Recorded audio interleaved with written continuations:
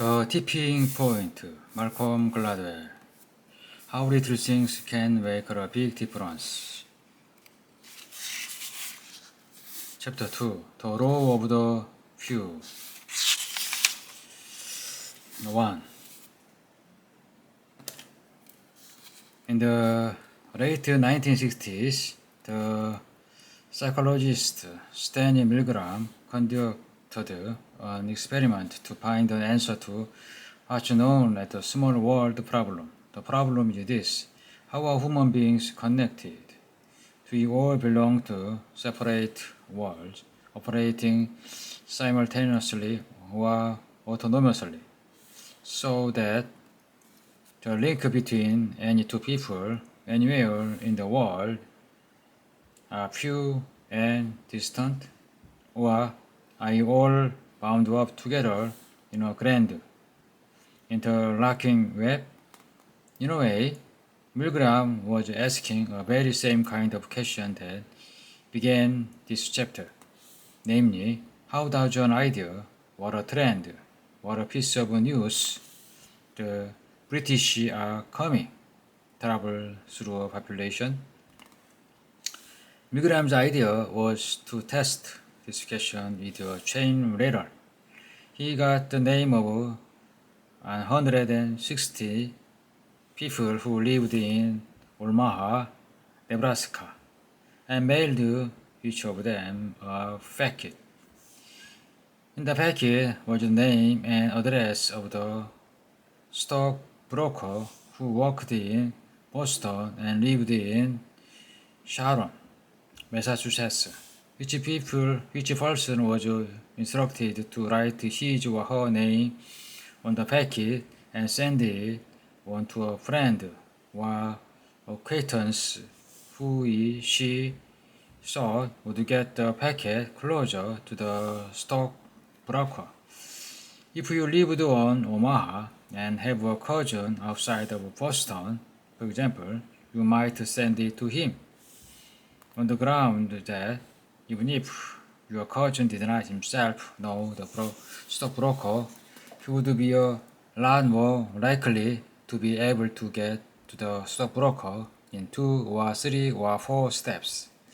The idea was that when the packet finally arrived at the stockbroker's house, Milgram could look at the list of all those whose hands it went through to get there and establish how closely connected someone chosen at random from one part of the country was to another person in another part of the country.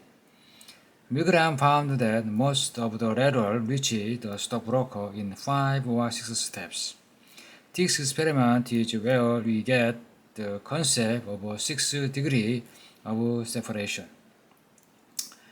That phrase is now so familiar that it's easy to lose sight of how surprising Milgram's findings were. Most of us don't have a particularly broad and diverse group of friends.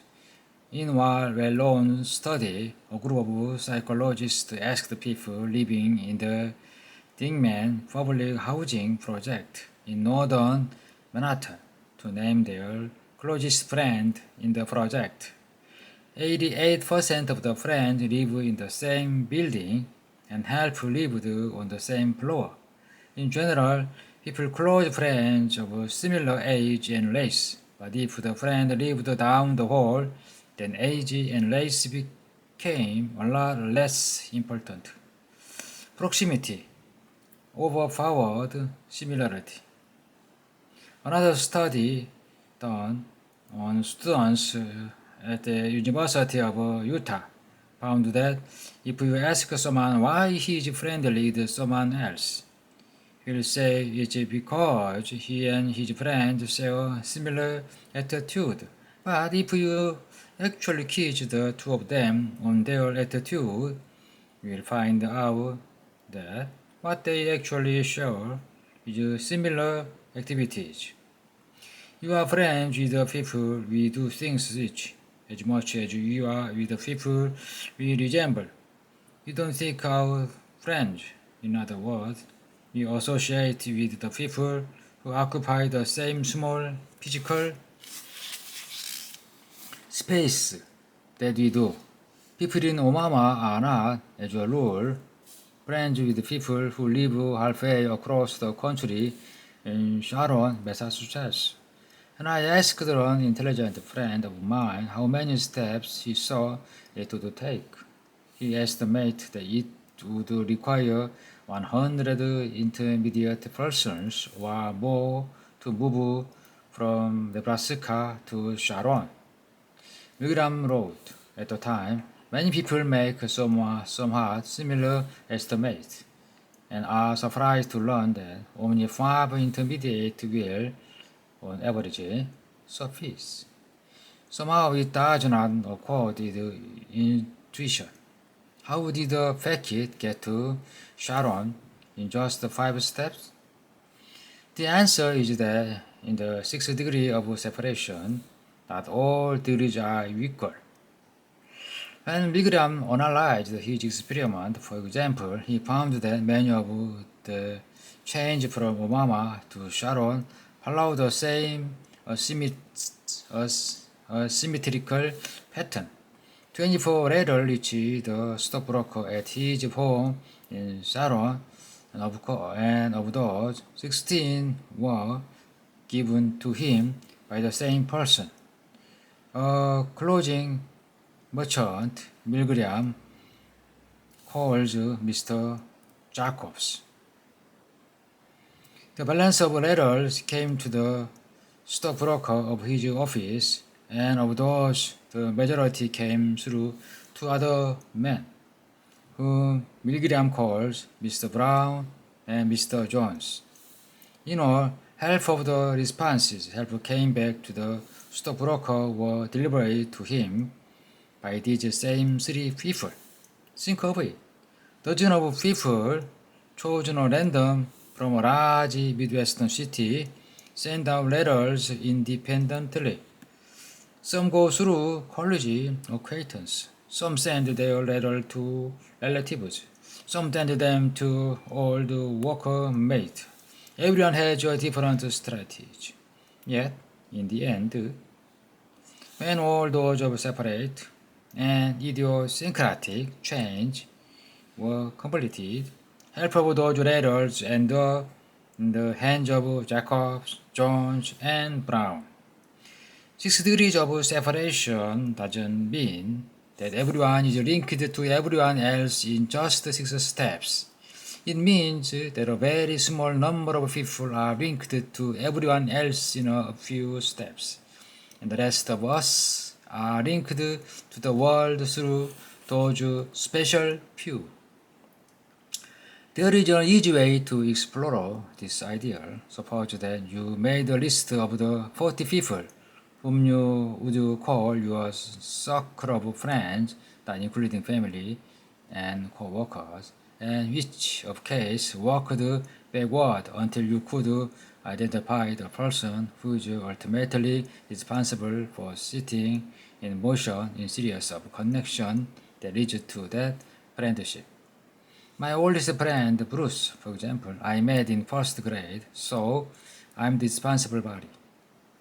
That's easy. I met my friend Nigel because he lived down the hall in college from my friend Tom, whom I met because of freshman year. He invited me to play touch football. Tom responsible for Nigel. Once you made all of these connections, the strange thing is that we'll find the same name coming up again and again. I have a friend named Amy, whom I met, and her friend Kate brought her to a restaurant where I was having dinner one night.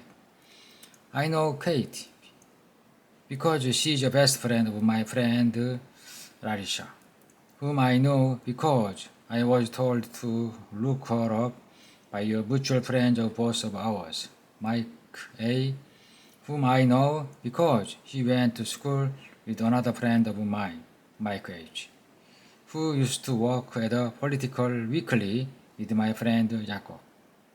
No Jacob. No Yami.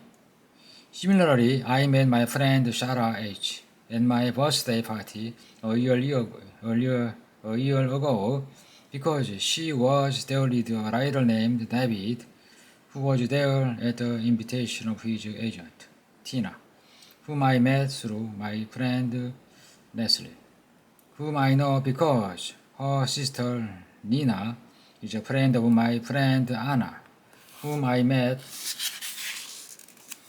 through all my roommate Maura, who was my roommate because she worked with a writer named Shara L, who was a college friend of my friend Jacob's. No Jacob, no Shara H. In fact, when I go down my list of 40 friends, 30 of them on one A or another lead back to Jacob. My social circle is, in reality, not a circle. It's a pyramid. And at the top of the pyramid is a single person, Jacob, who is responsible for an overwhelming majority of the relationships that constitute my life. Not only is my social circle not a circle, but it's not mine either. It belongs to Jacob. It's more like a club that he invited me to join. It's the people who link us up with the world, who breed Omar and Sharon, who introduce us to our social circles. It's the people on whom we rely more heavily than we realize connect us. People with a special gift for beginning the world together.